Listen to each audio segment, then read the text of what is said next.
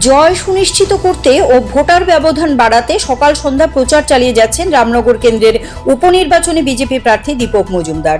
বিশেষ করে যে এলাকাগুলোতে গত বিধানসভা নির্বাচনে বিজেপির ভোটের হার কম ছিল সেই এলাকাগুলোতে জোর দিচ্ছেন বেশি।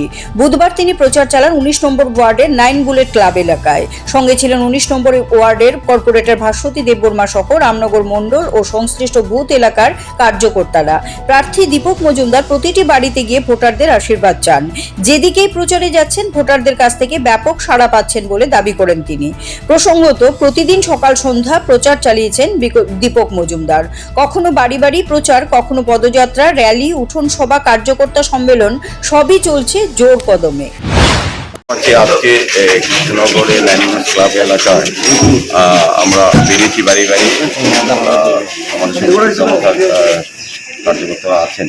সার্বিকভাবে আমি বলবো যে আমাদের প্রতিবারই যেখানে যাচ্ছি উৎসব মধ্যে এবং প্রমাণিত হয় ভারতীয় জনতা পার্টির কাজের উন্নয়নের কাজে মানুষ সন্তুষ্ট এবং আমি আশাবাদী বিপুল ভোটে আমি যেমন জমির পাশাপাশি আমাদের পশ্চিম ত্রিপুরা লোকসভা কেন্দ্রের প্রার্থী বিপ্লব কুমার দেহ বেশি CRI TV, channel for news and entertainment.